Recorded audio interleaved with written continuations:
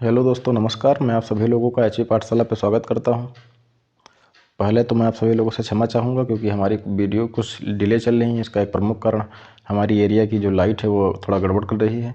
जैसे ही सही हो जाएगी उचित समय के साथ साथ आप लोगों को आपके वीडियो मिलते रहेंगे। तो हम सभी लोग उत्तर प्रदेश का अब जीके पढ़ेंगे।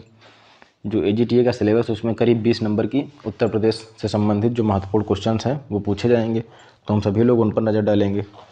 तो यहाँ पर आप लोगों को उत्तर प्रदेश का जो संपूर्ण इतिहास, वास्तुकला, ये सभी हैं जो आपके प्रश्न बनने वाले हैं आपके जो एग्ज़ाम में, उसे पीपीटी, इसी प्रकार के पीपीटी के माध्यम से हम सभी लोग कवर कर लेंगे। बोर्ड पे पढ़ाने में काफ़ी समय लगेगा और मैं चाहता हूँ आपका सिलेबस जल्दी से कंप्लीट किया जा सके, जिससे आप सभी लोग अच्छे से रिवीजन कर पाएँ और रिवीजन करने का आप लोगों को समय मिल जाए। तो खैर बढ़ते हैं। उत्तर प्रदेश का प्राचीन काल इतिहास। तो जो इतिहास का विभाजन है मुख्य रूप से हम 3 भागों में कर सकते हैं उत्तर प्रदेश के इतिहास। हालांकि जो इतिहास का विभाजन है वो जैसे हमारे इतिहास का विभाजन किया गया उसी प्रकार देखेंगे, परंतु हम उत्तर प्रदेश के परिप्रेक्ष्य में पढ़ेंगे क्योंकि उत्तर प्रदेश से ही पूछे जाने वाले प्रश्न होंगे।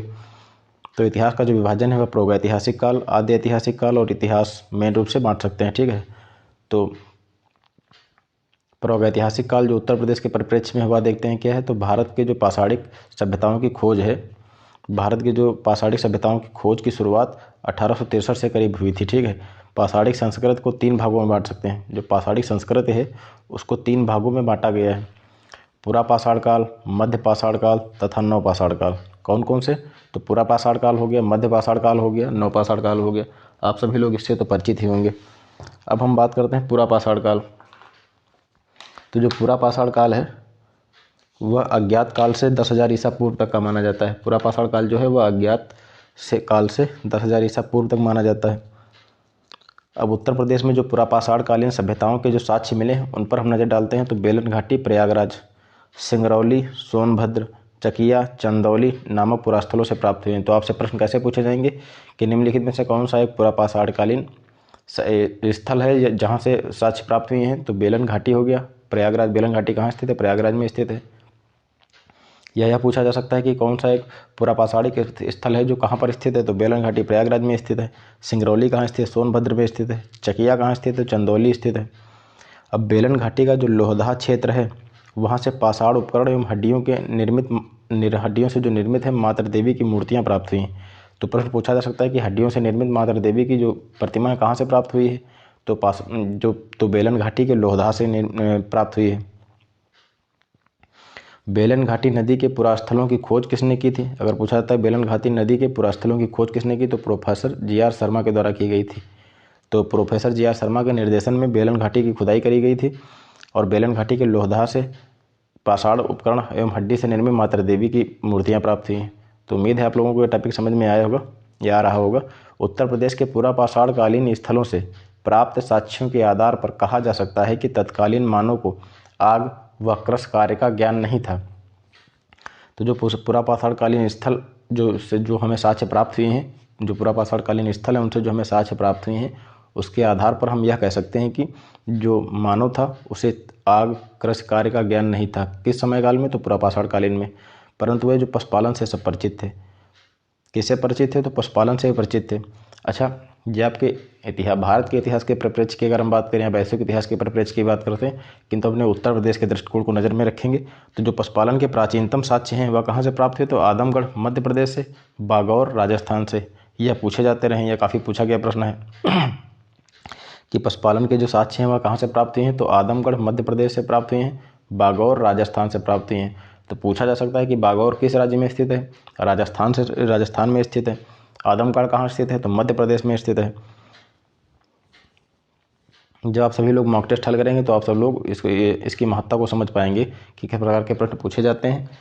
तो जो अधिकतम प्रश्न पूछे गए हैं उसी के हिसाब से आप लोगों का यह तैयार किया गया, पीपीटी तैयार की गई। मध्य पाषाण काल 10,000 ईसा पूर्व से 4,000 ईसा पूर्व। हालांकि इनमें थोड़ा बहुत प्रत्येक किताब में अंतर देखने को मिल सकता है, पर आप समथिंग याद रखिए कि आसपास कितना हो सकता है। तो उत्तर प्रदेश में मध्य पाषाण काल के साक्ष्य मिर्जापुर, सोनभद्र, प्रयागराज, ठीक है, यहाँ से प्राप्त हुए हैं। तो प्रश्न आ सकता है कि मध्य पाषाण कालीन उत्तर प्रदेश के जो साक्ष्य हैं कहाँ से प्राप्त हुए हैं? तो मिर्जापुर से प्राप्त हुए हैं, सोनभद्र से प्राप्त हुए हैं, प्रयागराज से प्राप्त हुए हैं, प्रतापगढ़ से प्राप्त हुए, आदि स्थानों से। तो फूलपुर, कोरामा, करछना, भेजा इन सब क्षेत्र से संबंधित है। मिर्ज़ापुर, सोनभद्र, प्रयागराज। प्रतापगढ़ से तो महदहा, दमदमा, सरायनहर ये अत्यधिक महत्वपूर्ण है। सरायनहर से कितने सावधान प्राप्त हुए हैं? सरायनहर से 14 सावधान प्राप्त हुए हैं। इसमें लिखा हुआ 14 सावधान प्राप्त हुए हैं, जिनमें मृतक का जो शरीर है वह पश्चिम दिशा में स्थित है, पैर जो हैं वह पूर्व की दिशा में की ओर स्थित हैं। इसी स्थान से 8 गर्त चूल्हे भी प्राप्त हुए हैं। तो ये प्रश्न पूछे हुए हैं कि सरायनहर से कितने सावधानों की हमें प्राप्ति हुई? तो 14। मृतक का सिर अगर पूछा जाए, जो सरायनहर से जो मृतक के जो अवशेष प्राप्त हैं उसमें स्थित जो सिर है वह किस दिशा में स्थित है? तो पश्चिम दिशा में स्थित है। पैर की अगर बात की जाए तो पूर्व दिशा और स्थित है। अगर बात की जाए इसी 8 गर्त चूल्हे कहाँ से प्राप्त हुए? तो सरायनहर से हमें प्राप्त हुए हैं। ठीक है। प्रयागराज की मेजा तहसील में स्थित चौपानी मांडो पुरास्थल, चौपानी मांडो जो पुरास्थल है कहाँ स्थित है? तो प्रयागराज की मेजा तहसील में स्थित है। मिट्टी के बर्तनों के अवशेष प्राप्त हुए हैं। प्रतापगढ़ के दमदमा से हड्डी एवं सोंग से निर्मित उपकरण प्राप्त हुए हैं। दमदमा से हड्डी एवं सोंग से निर्मित उपकरण प्राप्त हुए हैं। अगर पूछा जाता है कि हड्डी से निर्मित कहाँ उपकरण प्राप्त हुए हैं, तो दमदमा से। अच्छा, दमदमा से जो है कितने सावधान मिले हैं आपको? तो 41 सावधान मिले हैं। यह भी बहुत ही महत्वपूर्ण है। तो दमदमा से कितने सावधान मिले? तो 41 सावधान दमदमा से प्राप्त हुए हैं, जो कि अपने आप में ही सर्वाधिक हैं। तो प्रतापगढ़ की मेजा तहसील में स्थित चौपानी मांडो पुरास्थल से मिट्टी के बर्तनों के अवशेष प्राप्त हुए हैं। अगर प्रश्न पूछा जाता है आपसे कि मिट्टी के बर्तनों के अवशेष कहाँ से प्राप्त हुए हैं, तो चौपानी मांडो से प्राप्त हुए हैं। अगर पूछा जाए कि 41 समाधान कहाँ से प्राप्त हुए? दमदमा से। दमदमा कहाँ स्थित है, किस क्षेत्र के अंतर्गत आता है? तो प्रतापगढ़ के अंतर्गत आता है। जो प्रतापगढ़ जिला है हमारा, उसी के अंतर्गत आता है। सींग से निर्मित, ये सोंग नहीं दोस्तों, टाइपिंग में थोड़ी बहुत मिस्टेक है, पर आप लोग अपना समझ लीजिए। तो सींग से निर्मित उपकरण प्राप्त हुए हैं। ठीक है। अब हम बात करते हैं नवीनतम खोज। ये बहुत ही इंपॉर्टेंट है। नवीनतम खोजों के आधार पर भारतीय उपमहाद्वीप में प्राचीनतम कृषि के साक्ष्य जो हैं प्राप्त हुए हैं उत्तर प्रदेश के संत कबीर नगर जिले के लुहारदेव से प्राप्त हुए हैं। कहाँ से प्राप्त हुए हैं? तो लुहारदेव से प्राप्त हुए हैं। यहाँ से लगभग 9000 ईसा पूर्व के चावल के साक्ष्य मिले। तो अगर प्रश्न पूछा जाता है, प्रश्न हमें देखने को मिलते हैं कि प्राचीन भारतीय जो हाल ही में नवीनतम खोजों के आधार पर चावल के साक्ष्य कहाँ से मिले हैं, उत्तर प्रदेश के किस क्षेत्र से मिले हैं, किस जिले से मिले हैं? तो उत्तर प्रदेश के संत कबीर नगर जिले के लुहारदेव से प्राप्त हुए हैं चावल के साक्ष्य प्राप्त हुए हैं। अच्छा, जो नवीनतम खोजों से जो पूर्व था वह कौन सा माना जाता था? अगर नवीनतम खोजों के पूर्व की बात करें, जब नवीनतम खोज नहीं हुई थी, तो उसके पूर्व की अगर हम बात करते हैं तो भारतीय महाद्वीप के प्राचीनतम कृषि वाला साक्ष्य मेहरगढ़ था। मेहरगढ़ था। अगर यहाँ से पूछा जाए किसके साक्ष्य मिले, तो यहाँ से गेहूं के साक्ष्य मिले।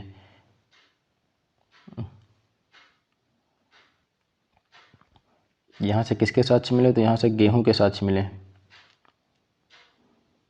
ठीक है दोस्तों। अगर जो नवीनतम साक्ष्य पूछा जाए तो उसके आधार पर, नवीनतम खोजों के आधार पर पूछा जाए तो लुहारदेव होगा। अगर इससे पूर्व का पूछा जा रहा है कि जब तक इसकी खोज नहीं हुई थी, तो पूर्व में इसके मेहरगढ़ था। यहाँ से हमें यहाँ से गेहूं के साक्ष्य प्राप्त हुए थे। ये पाकिस्तान के वर्तमान समय में बलूचिस्तान में स्थित है। और अगर प्राचीनतम चावल के साक्ष्य वाले स्थल की हम बात करें तो कोल्डी हवा है, जो प्रयागराज में बेलन नदी के तट पर स्थित है। यहाँ से अगर बात करें तो 6500 ईसा पूर्व चावल की भूसी के साक्ष्य में प्राप्त हुए थे। इसको भी देख लेते हैं।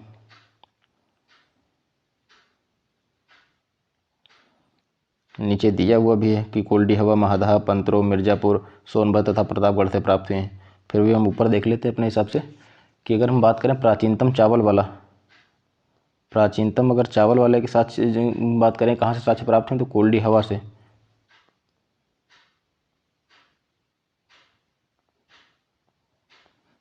कोल्डी हवा से प्राप्त हुए हैं। ठीक है। कोल्डी हवा तो यह कहाँ स्थित है? प्रयागराज जिले में बेलन नदी के तट पर स्थित है। या कहाँ पर स्थित है? तो प्रयागराज जिले के बेलन नदी के तट पर। बेलन नदी के तट पर स्थित है। यह भी प्रश्न देखने को मिल सकता है कि कोल्डी हवा जो है, चावल जहाँ से प्राचीनतम साक्ष्य चावल के मिले हैं वह किस नदी के तट पर स्थित है? तो बेलन नदी के तट पर स्थित है। और यहाँ से चावल की भूसे के साक्ष्य मिले का क्या मिला? तो चावल के भूसी के साक्ष्य मिले। चावल के भूसी के साक्ष्य मिले। तो एक बार फिर से हम समझ लेते हैं इसको। जो नवीनतम खोजों के आधार पर अगर हम बात करें तो प्राचीनतम कृषि वाला जो प्राचीनतम कृषि साक्ष्य वाला जो स्थल है उत्तर प्रदेश के संत कबीर नगर जिले में है। कहाँ स्थित है? लुहारदेव में। लुहारदेव से किस चीज़ की साक्ष्य हमें प्राप्ति हुई? तो चावल की प्राप्ति हुई थी, चावल के साक्ष्यों की। अब हम नवीन खोजों से पूर्व की अगर हम बात करें, भारतीय उपमहाद्वीप का प्राचीनतम कृषि साक्ष्य वाला स्थल जो है मेहरगढ़ पाकिस्तान के बलूचिस्तान में स्थित है। तो मेहरगढ़ से क्या प्राप्त हुआ था? गेहूं के साक्ष्य मिले थे। जबकि अगर हम बात करते हैं प्राचीनतम चावल के साक्ष्य वाले स्थल की, तो कोल्डी हवा, यह कहाँ स्थित है? तो प्रयागराज जिले में बेलन नदी के तट पर स्थित है। यहाँ से 6500 ईसा पूर्व चावल की भूसे के साक्ष्य मिले थे। अच्छा, मिर्जापुर, सोनभद्र, प्रयागराज एवं प्रतापगढ़ से नवपाषाण कालीन औजार एवं हथियार प्राप्त हुए हैं हमें, ठीक है। तो अब हम, ये आप लोगों को समझ में आ गया होगा, तो हम नवपाषाण काल की ओर बढ़ते हैं।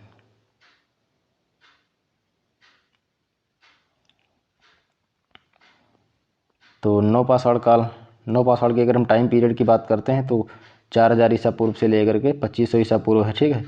अब हम बात करते हैं उत्तर प्रदेश में नवपाषाण कालीन जो साक्ष्य हैं, कोल्डी हवा, महदहा, पंतरोह जो प्रयागराज में स्थित है, मिर्जापुर, सोनभद्र, प्रतापगढ़ से प्राप्त हुई। तो मिर्जापुर, सोनभद्र, प्रयागराज एवं प्रतापगढ़ से नवपाषाण काल के जो औजार एवं हथियार हैं उनकी प्राप्ति हुई है। इस काल के उपकरण जो होते थे सूक्ष्म, चिकने, धारदार होते थे। अगर हम बात करें उपकरणों की कैसे थे, तो सूक्ष्म हो गए, चिकने हो गए, धारदार हैं। यहाँ नवपाषाण कालिक संस्कृत पहले की संस्कृतियों की तुलना में अधिक विकसित थी। जो नवपाषाण कालीन जो इन क्षेत्रों में जो संस्कृत थी, नवपाषाण कालीन संस्कृत, वह पहले की संस्कृतियों की तुलना में अधिक विकसित थी। नवपाषाण काल में मानव आग का प्रयोग करना सीख गया था। अगर प्रश्न पूछा जाए कि आग का प्रयोग करना किस काल में मानव सीखा, पुरापाषाण काल, प्रागैतिहासिक काल, पाषाण काल, इस प्रकार का अगर कोई ऑप्शन आता है तो आप लोग नवपाषाण काल टिक करेंगे। इसके साथ ही मानव के आवास बनाकर रहना, पशुपालन, कृषि कार्य करना, चमड़े के वस्त्र बनाना, मिट्टी के बर्तनों पर चित्रकारी करना भी सीख लिया था। तो नवपाषाण काल के जो साक्ष्य प्राप्त हुए हैं वह उत्तर प्रदेश के किन क्षेत्रों से प्राप्त हैं? मिर्जापुर, सोनभद्र, प्रयागराज, इन क्षेत्रों से नवपाषाण कालीन स्थलों की प्राप्ति हुई है। अगर बात करें इस काल के जो उपकरण थे वो किस प्रकार के थे? सूक्ष्म थे, चिकने थे, धारदार थे। नवपाषाण कालीन जो संस्कृत है पूर्व की संस्कृतियों की तुलना में अधिक विकसित थी। नवपाषाण काल में मनुष्य ने आग का प्रयोग करना भी सीख लिया था।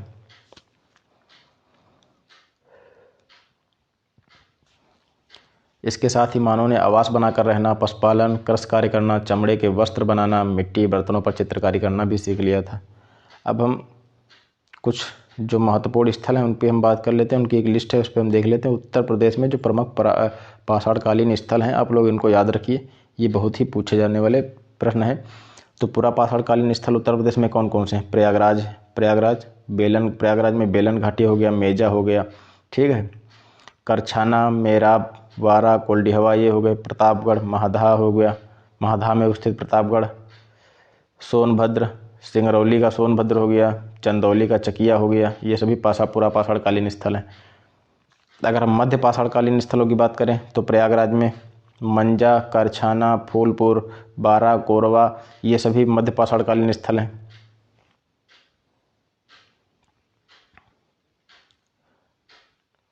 अगर हम बात करते हैं कि आद्य ऐतिहासिक तो आधा ऐतिहासिक काल ताम्रपाषाण का मेरठ हो गया, सहारनपुर हो गया, बड़ा गांव हो गया, हुलास हो गया। मेरठ, सहारनपुर, बड़ा गांव, हुलास, ये सभी आद्य ऐतिहासिक काल के ताम्रपाषाणिक स्थल हैं, ठीक है। तो पुरापाषाणिक स्थल, कालीन स्थल बात कर ली हमने, मध्य पाषाण कालीन स्थल पर बात कर ली, आद्य ऐतिहासिक काल पर भी हमने बात कर ली, ताम्रपाषाण काल पे। अब नवपाषाण कालीन जो स्थल हैं उन पर बात करते हैं। प्रयागराज, कोल्डी हवा, महदहा, पंचोह, मिर्जापुर, सोनभद्र, प्रतापगढ़, ये नवपाषाणकालीन स्थल हैं। तो नवपाषाणकालीन स्थल कौन कौन से हैं? प्रयागराज में कोल्डी हवा हो गया, महदहा हो गया, पंचोह हो गया, मिर्जापुर हो गया, सोनभद्र हो गया, प्रतापगढ़ हो गया, ठीक है। अब हम बात करते हैं आद्य ऐतिहासिक काल, जिसे ताम्रपाषाणिक एवं ताम्रकांस्य संस्कृत के नाम से भी जानते हैं। तो यह प्रश्न देखने को मिल सकता है कि ताम्रपाषाणिक एवं ताम्रकांस्य संस्कृत का संबंध किससे है? तो आद्य ऐतिहासिक काल से है। तो पाषाण काल के बाद और सिंधु घाटी सभ्यता से पहले के कालखंड को ताम्रपाषाणिक संस्कृत कहा जाता है। आपने समझ कि अगर पूछा जाए कि ताम्रपाषाणिक संस्कृत किसे कहते हैं, तो पाषाण काल के बाद और सिंधु घाटी सभ्यता से पहले के जो कालखंड हैं उसे कौन कौन से? तो पाषाण काल के बाद और सिंधु घाटी सभ्यता के पहले का जो कालखंड है उसको हम ताम्रपाषाणिक संस्कृत कहते हैं। उत्तर प्रदेश में ताम्रपाषाणिक संस्कृत के साक्ष्य कहाँ से मिले हैं? तो मेरठ तथा सहारनपुर से प्राप्त हुए हैं। उत्तर प्रदेश के किस जिले से ताम्रपाषाणिक संस्कृत के साक्ष्य मिले हैं? तो मेरठ तथा सहारनपुर से मिले हैं।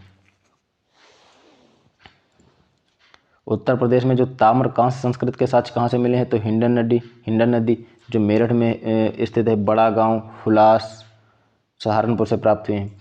अगर पूछा जाए कि ताम्रकांस्य संस्कृत के साक्ष्य कहाँ से मिले हैं, तो आलमगीरपुर में मिले हैं, जो मेरठ में हिंड नदी के किनारे स्थित है, ठीक है। बड़ा गांव एवं हिलास जो दोनों सहारनपुर में स्थित है वहाँ से प्राप्त हुए हैं। और उत्तर प्रदेश में उत्तर वैदिक संस्कृत के उत्तरी काले चमकीले पात्र अवशेष के रूप में पाए गए हैं। तो उत्तर प्रदेश में ताम्रकाल संस्कृत के साक्ष्य कहाँ से मिले? हिंड नदी, आलमगीरपुर, कौन सा? यह भी प्रश्न आता है कि आलमगीरपुर किस नदी के किनारे स्थित है? आलमगीरपुर हिंद नदी किनारे के स्थित मेरठ से प्राप्त हैं। बड़ा गांव में हुलास दोनों जहां स्थित हैं सहारनपुर में स्थित हैं। बड़ा गांव में हुलास कहाँ स्थित? सहारनपुर में स्थित है। यहाँ से भी प्राप्त हुए ताम्रकांस संस्कृत के साक्ष्य। देखिए, हो सकता है थोड़ा ये कठिन लग रहा हो, लेकिन आपको पढ़ना तो पड़ेगा क्योंकि ये काफ़ी वेटेज है इसका आपके सिलेबस के अंतर्गत।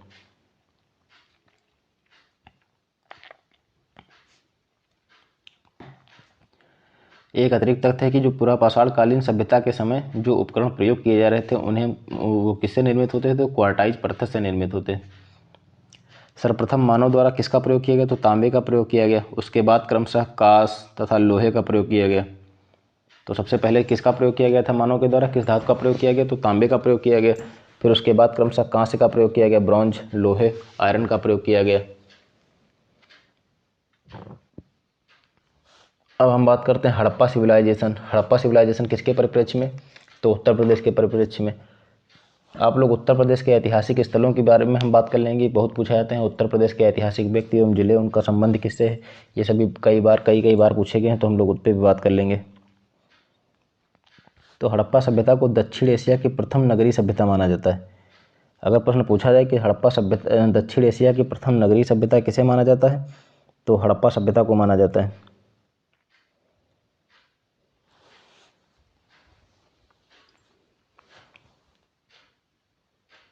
हड़प्पा सभ्यता को दक्षिण एशिया की प्रथम नगरीय सभ्यता माना जाता है। हड़प्पा सभ्यता का सबसे पूर्वी विस्तार उत्तर प्रदेश के मेरठ के निकट आलमगीरपुर में स्थित है।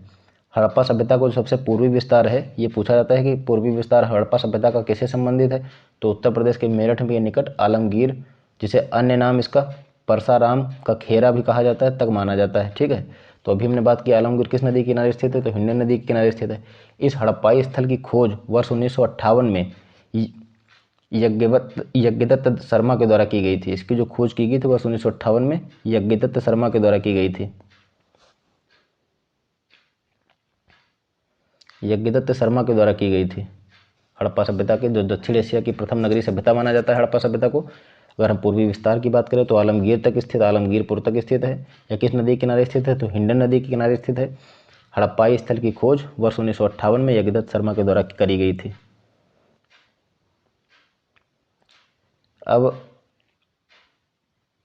आलमगीरपुर से रोटी बेलने की जो चौकी होती है उसके साक्ष्य मिले हैं, मनके के साक्ष्य मिले हैं, कटोरी के टुकड़े के साक्ष्य मिले, मिट्टी के बर्तनों पर गिलहरी, मोर के चित्र प्राप्त हुए हैं। इसमें से अगर कई प्रकार के प्रश्न बन सकते हैं कि रोटी बेलने की चौकी से संबंधित जो साक्ष्य में प्राप्त हुए हैं वह कहाँ से प्राप्त हुए हैं, तो आलमगीर से प्राप्त हुए हैं। उत्तर प्रदेश का हुलास सहारनपुर, कैराना, शामली, मांडो, मुजफ्फरनगर, मानपुर, बुलंदशहर, बड़ा गांव, बागपत आदि स्थानों पर भी हड़प्पा सभ्यता की बस्तियों की पहचान करी गई। तो अब आगे ऐतिहासिक काल है, ऋग्वैदिक काल, उत्तर वैदिक काल, फिर परीक्षित, जन्मदेव, इनसे संबंधित महाकाव्य। तो इन सबसे पूर्व हम पहले देख लेते हैं उत्तर प्रदेश के ऐतिहासिक स्थलों पर बात कर लेते हैं, क्योंकि वो बहुत ही ऐतिहासिक काल के प्रारंभ करने से पहले हम सभी लोग उत्तर प्रदेश के जो ऐतिहासिक स्थल हैं उन पर बात कर लेते हैं। उनकी एक सूची इधर समझ लेते हैं साइड में, क्योंकि वो कई बार प्रश्न पूछे गए हैं, तो अब आप लोगों का उसको पढ़ना अत्यंत ज़रूरी है, ताकि उससे बनने वाले जो प्रश्न हैं वो आपके छूटने ना पाएँ। तो उत्तर प्रदेश के ऐतिहासिक स्थल हम उन पर बात करते हैं। यूपी के ऐतिहासिक स्थल,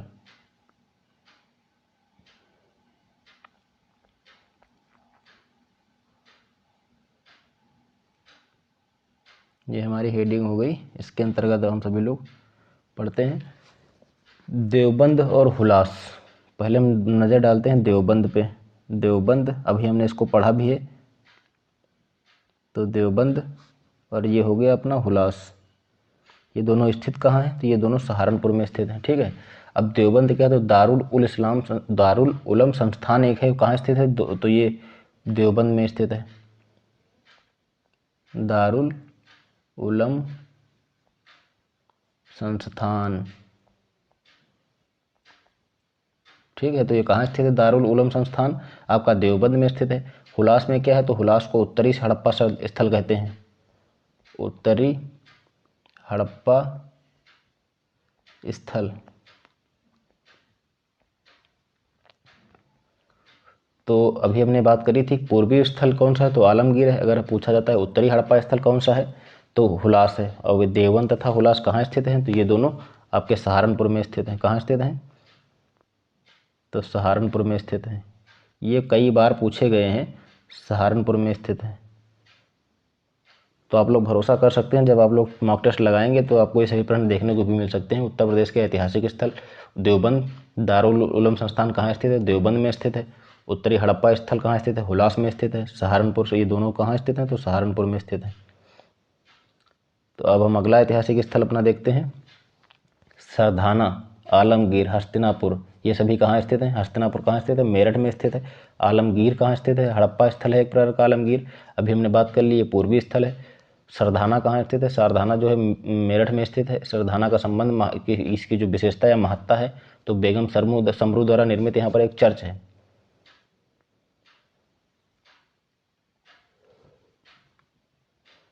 सरधाना, यहाँ पर बेगम समरू द्वारा निर्मित एक चर्च है। किसके द्वारा? तो बेगम समरू द्वारा। बेगम समरू द्वारा निर्मित एक चर्च सरधाना में स्थित है। ठीक है। आलमगीर की अगर हम बात करें,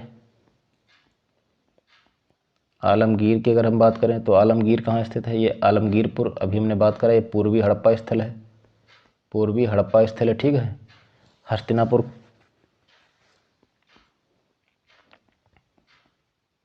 हस्तिनापुर ये कहाँ स्थित है? हस्तिनापुर कौरवों की राजधानी है। इसकी महत्ता क्या है? तो ये कौरवों की राजधानी है।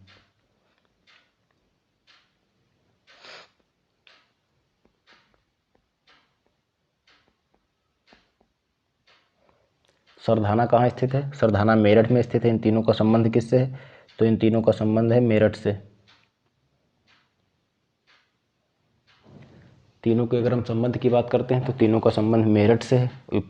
सरधाना कहाँ स्थित है? बेगम समरू में, बेगम समरू द्वारा निर्मित एक चर्च है जो सरधाना में स्थित है। सरधाना का संबंध किससे है? तो मेरठ से है। अगर हम बात करें पूर्वी हड़प्पा स्थल कौन सा है, तो आलमगीर है। आलमगीर कहाँ स्थित है? तो मेरठ में स्थित है। कौरवों की राजधानी की महत्ता है, हस्तिनापुर से है। ये भी तीनों कहाँ स्थित हैं? ये तीनों मेरठ में स्थित हैं। अब हम बढ़ते हैं अगले ऐतिहासिक स्थल की ओर। हमारा अगला ऐतिहासिक स्थल है अहिच्छत्र। हमारा जो अगला ऐतिहासिक स्थल है वह अहिच्छत्र है। तो अहिच्छत्र उत्तरी पांचाल की राजधानी थी। क्या थी? तो उत्तरी पांचाल की राजधानी थी। उत्तरी पांचाल की राजधानी अहिच्छत्र है। अहिच्छत्र स्थित कहाँ है? तो अहिच्छत्र बरेली में स्थित है।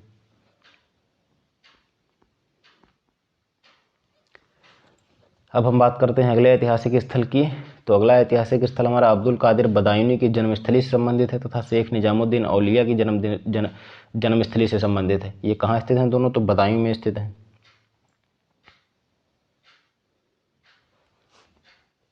कादिर बदायूनी, कादिर बदायूनी हो गए। ठीक है। और कौन? शेख निजामुद्दीन औलिया, शेख निजामुद्दीन औलिया।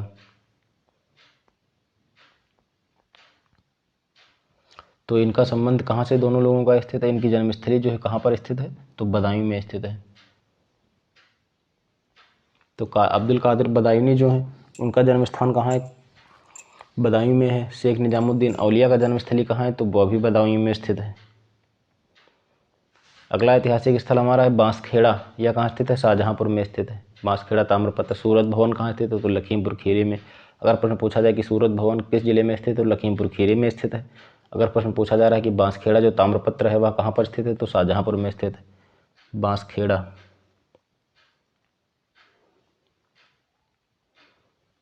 क्या है? तो बांसखेड़ा ताम्रपत्र।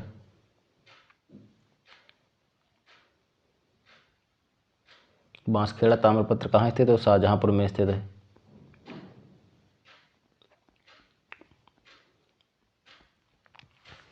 शाहजहाँपुर में स्थित है आप लोगों का। अब नैमिषारण्य जो है वह हमारा सीतापुर में है। सीतापुर के जो मित्रगढ़ हमारे होंगे वो सभी जानते हैं कि सीतापुर नैमिषारण्य जो है एक प्रसिद्ध तीर्थ स्थल है। यहाँ पर महर्षि दधीच की जो तपोभूमि है वह नैमिषारण्य से संबंधित है। ठीक है, अब हम अपना बात कर लेते हैं श्रावस्ती पर। जो अगला हमारा ऐतिहासिक स्थल है श्रावस्ती। श्रावस्ती का महत्व अलग ही है अपना, बौद्ध स्थल इनसे संबंधित है। तो श्रावस्ती पे हम लोग बात करते हैं। श्रावस्ती पे तो श्रावस्ती में क्या क्या है, इसका संबंध किस किस से है। तो श्रावस्ती में हमारे सेहत में है, जतवन विहार, मक्खल गोसाल की जन्मस्थली, ये सभी श्रावस्ती से संबंधित है। क्या क्या, तो सेहत मेहत हो गया, सेहत मेहत हो गया, जतवन विहार जो बौद्ध धर्म से संबंधित है, उसको उपहार में दिया गया था बुद्ध जी को, जतवन विहार हो गया। मक्खल गोसाल आजीवक धर्म के संपादक हैं ये। मक्खल गोसाल ये आजीवक धर्म से संबंधित हैं, इनकी जन्मस्थली है। ये सभी लोग सेहत में है, श्रावस्ती में स्थित है। जतवन विहार श्रावस्ती में स्थित है। जतवन विहार कहाँ स्थित है, श्रावस्ती में स्थित है। मक्खल गोसाल जो आजीवक धर्म से संबंधित हैं, इनका संबंध किससे है, श्रावस्ती से है। तो श्रावस्ती हो गया हमारा।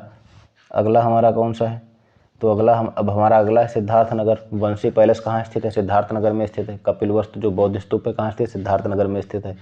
अगर आप लोगों से संयुक्त कबीर नगर से पूछा रहा है कि जो संत कबीर दास का जो समाधि स्थल है वह कहाँ स्थित है, तो संत कबीर नगर में स्थित है।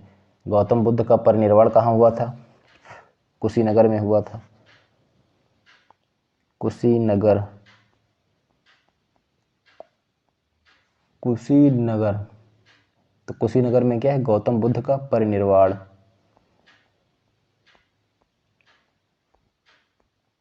गौतम बुद्ध का परिनिर्वाण। गौतम बुद्ध का जो परिनिर्वाण है वह किस क्षेत्र से संबंधित, तो कुशीनगर से संबंधित है। यह बहुत ही चर्चित प्रश्न रहा है, तो आप लोग इसको जरूर ध्यान रखिए। जब हम सभी लोग गौतम बुद्ध या बौद्ध धर्म और जैन धर्म पढ़ रहे होंगे, क्योंकि हालांकि ये बहुत ही इंपॉर्टेंट रहा भारतीय इतिहास के दृष्टि से भी और उत्तर प्रदेश के इतिहास की दृष्टि से भी, तो इससे संबंधित करीब करीब हम सभी लोग 20 से 25 या 50 प्रश्न जरूर करेंगे। एक पीपीटी के हम रेडी कर लेंगे और उसी के माध्यम से आप सभी लोगों को उन प्रश्नों को करा देंगे। हो सकता है आप लोगों को एग्जाम में 1-2 नंबर देखने को मिल जाए। अब बात कर लेते हैं जौनपुर।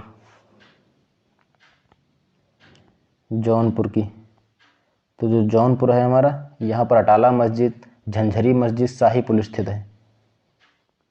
अटाला मस्जिद कहाँ स्थित है, तो जौनपुर में स्थित है। प्रश्न आ सकता है कि अटाला मस्जिद किस क्षेत्र में स्थित है या कहाँ स्थित है, तो जौनपुर में अटाला मस्जिद हो गया, झंझरी मस्जिद हो गया,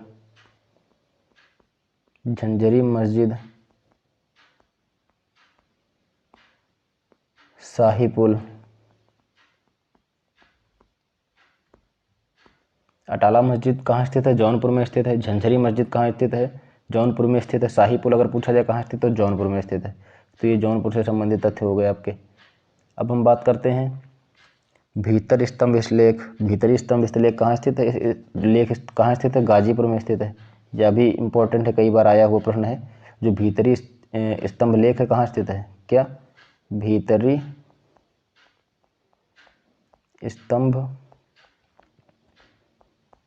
स्तंभ लेख कहाँ स्थित है, तो गाजीपुर में स्थित है। भीतरी स्तंभ लेख कहाँ स्थित है, गाजीपुर में स्थित है। गाजीपुर में और क्या है, कार्नवालिस का मकबरा है।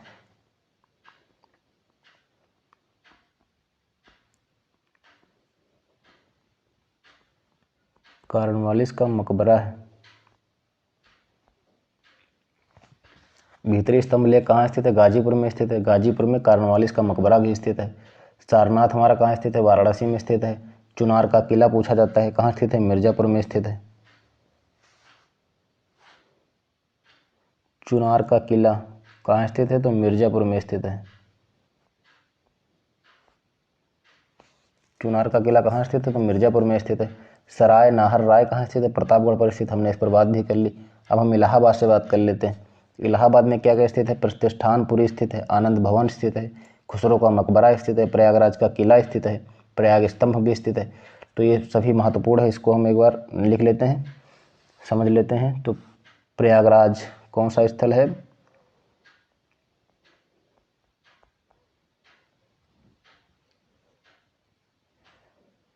प्रयागराज। प्रयागराज में क्या क्या स्थित है? तो श्रृंगवेरपुर कहाँ स्थित है? श्रृंगवेरपुर, ठीक है। प्रयाग स्तंभ,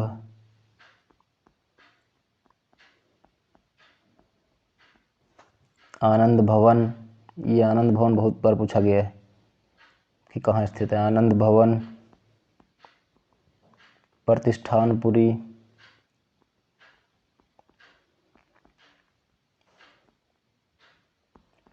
प्रतिष्ठानपुरी, अमीर खुसरो का मकबरा, खुसरो का मकबरा,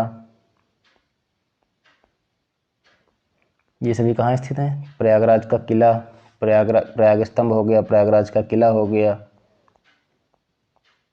प्रयागराज का किला।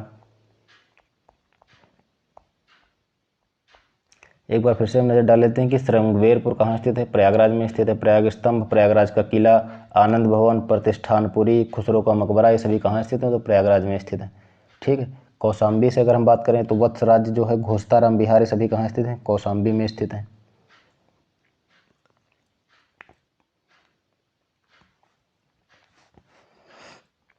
कौशाम्बी में क्या क्या स्थित है? कौशाम्बी की बात करते हैं तो कौशाम्बी में क्या क्या स्थित है? कौशाम्बी में वत्स राज्य, ये भी कई बार आया हुआ है, वत्स राज्य। घोषिताराम बिहार कहाँ स्थित है? कौशाम्बी में स्थित है, घोषिताराम बिहार। तो वत्स राज्य कहाँ स्थित है? कौशाम्बी में स्थित है। घोषताराम बिहार अगर आपसे पूछा जाता है तो कौशाम्बी में स्थित है। अब हमारा अगला है ऐतिहासिक स्थल कौन सा है? खजुहा स्थल कहाँ स्थित है? तो खजुहा युद्ध स्थल जो है ये आपका फतेहपुर में स्थित है। कालिंजर का किला बांदा में स्थित है। अवध की राजधानी कहाँ स्थित है? तो लखनऊ में थी। दशावतार मंदिर जो है यह बहुत बार पूछा गया है, किस धर्म से संबंधित है? ये भी सब किस काल से संबंधित है? यह भी कई बार पूछा गया, ललितपुर। आगे इस पर बात करेंगे हम सभी लोग। तो दशावतार मंदिर, यह गुप्त काल से संबंधित है। दशावतार मंदिर, दशावतार मंदिर कहाँ स्थित है? तो ललितपुर में स्थित है। किस काल से संबंधित? तो गुप्त काल से संबंधित है। झांसी का किला, लक्ष्मीबाई का महल झांसी में स्थित है। कालपी जो है जालौन में स्थित है। कालपी में क्या था? बीरबल का जन्म हुआ था। जगमनपुर का किला हुआ था। ये सभी कहाँ स्थित? तो जालौन में। भीतर गांव कहाँ स्थित है? कानपुर नगर में। कई बार पूछा हुआ है कि भीतर गांव कहाँ स्थित है। हमने इस पर अभी हम लोगों ने भी इस पर बात भी करी थी। तो भीतर गांव, कानपुर नगर एक है, कानपुर देहात है। तो किस क्षेत्र में स्थित? तो कानपुर नगर में स्थित है। कानपुर नगर में स्थित है। कानपुर नगर में भीतर गांव स्थित है, ठीक है। जयचंद का किला कहाँ स्थित है? तो कन्नौज में स्थित है। जयचंद का किला कहाँ स्थित है? जयचंद का किला कहाँ स्थित है? जयचंद का किला हमारा स्थित है कन्नौज में।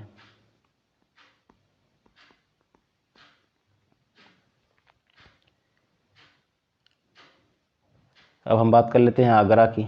आगरा में बहुत सारे हमारे ऐतिहासिक स्थल और वास्तुकला की वहाँ दृश्य बहुत अधिक महत्वपूर्ण है। तो आगरा में क्या क्या स्थित है? फतेहपुर सीकरी, आगरा का किला, ताजमहल, सामूगढ़, सिकंदरा जो अकबर का मकबरा था, फतेहपुर सीकरी, फतेहपुर सीकरी।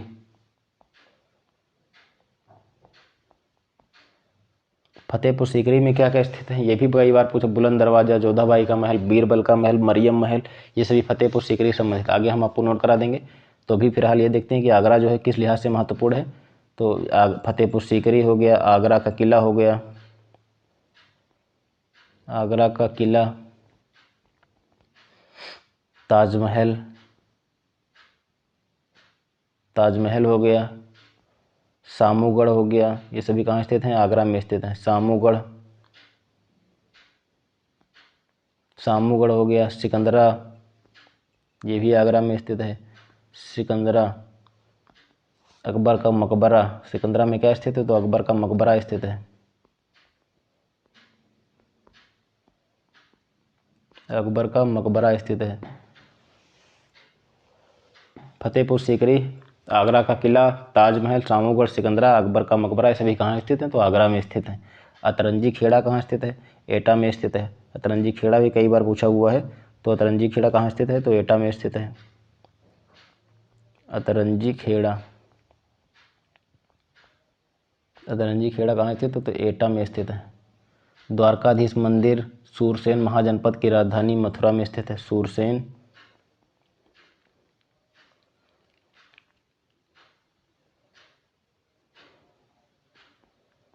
सूरसेन महाजनपद, सूरसेन महाजनपद की राजधानी जो स्थित है, कहाँ स्थित है?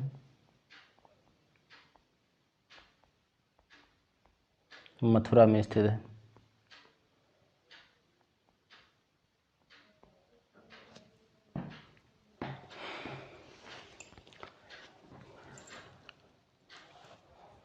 तो आप सभी लोगों ने जो उत्तर प्रदेश के महत्वपूर्ण ऐतिहासिक स्थल हैं इन पर नज़र डाली एक एक करके।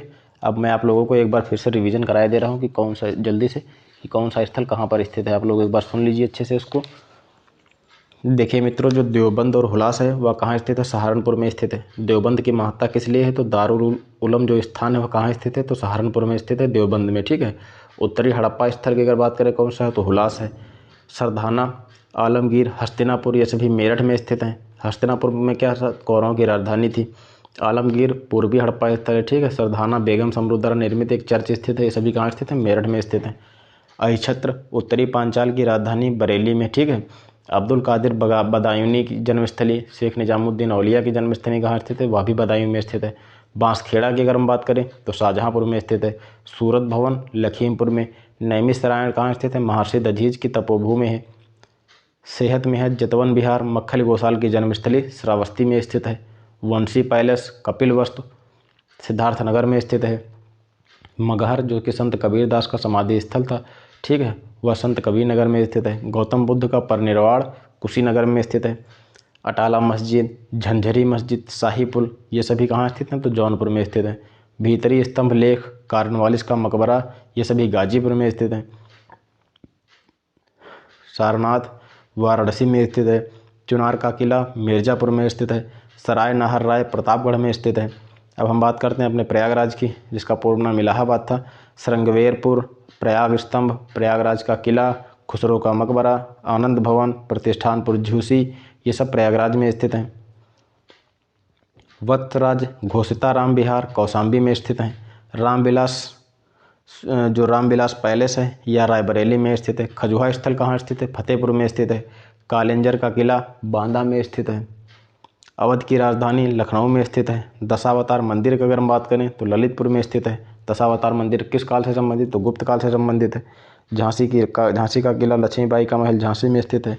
कालपी बीरबल का जन्म ये जालौन में हुआ है, संबंधित है। भीतर गांव कहाँ स्थित है? तो कानपुर नगर में स्थित है। कानपुर नगर और कानपुर देहात दो हैं, तो कानपुर नगर से भीतर गांव का संबंध है।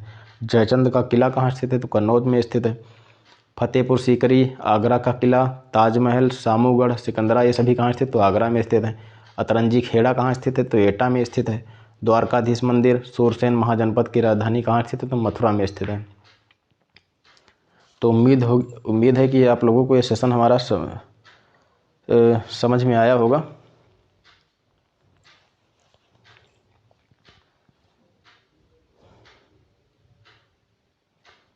हम सभी लोग अब अगले लेक्चर में मिलते हैं। ऐतिहासिक काल की ओर पढ़ेंगे, अपना ऐतिहासिक काल पे बात करेंगे। ऋग्वैदिक काल में भी बात करेंगे, ठीक है। उत्तर वैदिक काल आगे हमारा है। कुर राज्य इन सबकी कौन से क्षेत्र कहाँ पर क्या राजधानी किसकी स्थित है। 16 महाजनपद से उत्तर प्रदेश में कितने जनपद स्थित हैं, इन सब पर हम लोग बात करेंगे। तो अगर हमारा वीडियो आपको पसंद आया हो तो हमारे चैनल को लाइक कीजिए एंड सब्सक्राइब भी कीजिए और अपने दोस्तों के साथ शेयर भी कीजिए। टीए से संबंधित यहाँ पर आपका संपूर्ण सिलेबस कवर कराया जाएगा, वो भी फ्री में। तो धन्यवाद दोस्तों, मिलते हैं अगले लेक्चर में। नमस्कार।